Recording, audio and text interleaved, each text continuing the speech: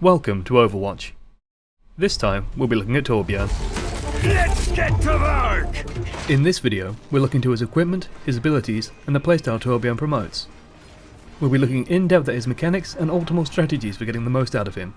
Luckily I had some hands-on time at the community event Blizzard ran, so I'll be mixing my own opinions and experiences alongside analysis of what others have been saying. Out of everyone, Torbjorn is the most defensive of all characters. Think of him as your dependable back line, your safe point to retreat to, or a major driving force on any payload map. More on that later. First, let's understand the abilities of our Nordic dwarf. Torbjorn's primary weapon is his rivet gun. With primary fire, this fires arcing globs of molten goo that deal fairly high amounts of damage. However, at anything past medium range, effective use of this weapon is unlikely. Unbeknown to most, however, the weapon also has an alternate fire. This fires off a shotgun-like burst of metal that deals considerable damage at close range. The shotgun surprise is more than enough to rapidly take down some light tracer if she gets close enough. Next up is his forge hammer, a tool more than anything. This is primarily used to repair and upgrade turrets, but nothing is stopping you clonking someone on the head with it cheekily. The amount of times you'll be in position to do this, however, will be limited. The bread and butter of Torbjorn play is the turret. Building the turret is free and takes only a few seconds to deploy. There are very few times you won't have a turret somewhere. Once deployed, a system familiar to anyone who's played Engineer in Team Fortress 2, you can upgrade the turret through 3 levels, the 3rd level gaining rockets. Finally, for normal abilities, we have the armor pack. Deploying this costs them scrap and grants the wearer 75 armor, which absorbs damage a little bit better than health, remember. The exact cost of this ability has changed since the original preview footage and is liable to stay in flux. It currently costs 50 scrap, which is about half of his supply. Before going on to the ultimate, let's talk about the scrap mechanic. Scrap is what's used as currency for upgrading and repairing the turret or using armor packs. You gain scrap by collecting it off corpses. Small piles of junk appear on dead allies and enemies. Unlike Team Fortress, there's no ammo boxes or no dispenser, so you must go out to forage for scrap by killing enemies or cleaning up after battles. This forces Torbjorn to play a much more aggressive role to the traditional engineer. And efficient Torbjorn play will involve roaming around the area your turret is in actively. There's only one way to bypass the scrap cost, and that's his ultimate, Molten Core. When Molten Core is active, Torbjorn gains a huge burst in armor, increased attack speed on all his weapons, and removes any scrap cost on his abilities. This means he can not only upgrade the turret for free, but do it much faster. In this state, Torbjorn is effectively a tank, and able to build a bastion in a matter of moments. Molten Core's true power is in its ability to hold ground. If your turret is blown up, activating Molten Core and building a new one in seconds before going and killing whoever shot your first precious machine can deflect a push. So, now that we know what his deal is, I want to take a moment to address some of the things I've heard regarding Torbjorn's effectiveness. First and foremost, I've yet to see anyone aside from myself make use of the right-click, shotgun-style shooting. When people say Tracer counters him, I don't think they're taking into account the fact that he should always have a healthy layer of armor and a shotgun. This likely comes from the engineer mentality, where you feel totally vulnerable and are forced into nesting. You're not. You can fight at short range, you're not squishy at all, and you can replenish armor in combat if you have to, and the sentry's free to rebuild. Let me emphasize that last point. Tracer's Pulse Bomb is incredibly effective at removing a sentry, but will only be cost effective at removing a tier 3 sentry.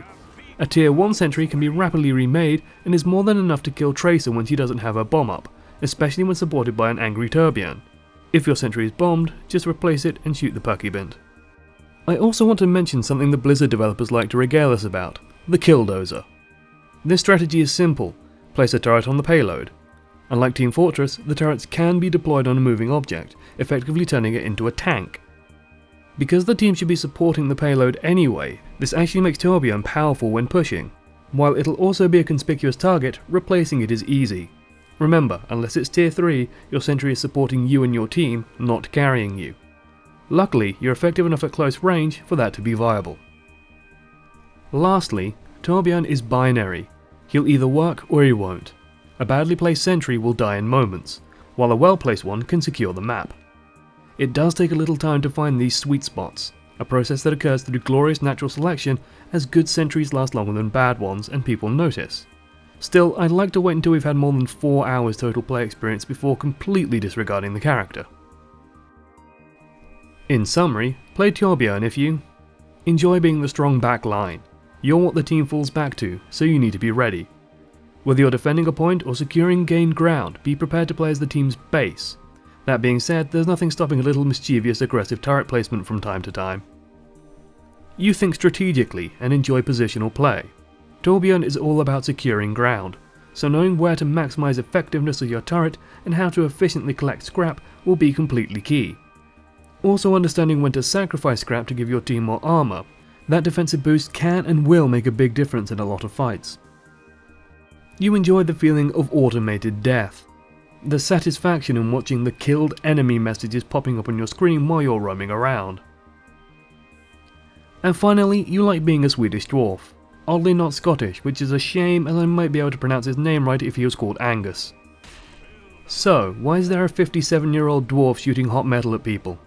Let's find out. In any high-tech organisation, you need a weapons guy. In Overwatch's case, this was Torbjorn Lindholm, a gifted weapon systems engineer. Designing for security and efficiency, Torbjorn believed that his inventions would provide a safer world to live in, and was furious to see his inventions linked to networked AI systems. When the Omnic Crisis kicked off and the machines turned against everyone, he was rapidly brought into Overwatch to develop weapon systems to counter his old ones, as well as developing weapons for future use in Overwatch's peacekeeping efforts, as well as probably giving them a good dose of "I told you so." As Overwatch began its decline, many of his designs had since fallen into the wrong hands, or been stashed away for nefarious future use. Ultimately, Torbjorn feels a burden of responsibility as creator of these machines, determined to help how he can in reclaiming any stolen or misused technology he may have had a hand in. Ultimately, Torbjorn's story is one of burden and responsibility, the non-playboy version of Tony Stark, of a genius creator who might even slightly resent his own capabilities, an old moral quandary of any scientist, the notion that your work could be used to hurt rather than help, and even more apparent in the field of weapon design. In the end, Torbjorn would likely make a gruff companion for anyone in Overwatch, tinkering or fixing up their kit. Although he might resent the fancy pants hard-like construction Symmetra does, I don't think he'll doubt its effectiveness. I also have to wonder if Widowmaker's fancy rifle isn't one of his designs with a custom paint job. Next time we'll take a deeper look into Symmetra, and a wide notion of battle lines in critical moment-to-moment roles. Thanks for watching to the end. I am but one channel amongst many, and I hope you learned a little about Torbjorn. If you enjoy the video, you know what to do, like, sub, all that fluff. I enjoy reading your discussion and opinions, and like answering questions, so feel free to comment if you agree or disagree with anything. Special thanks go to those of you who already are. Toodles!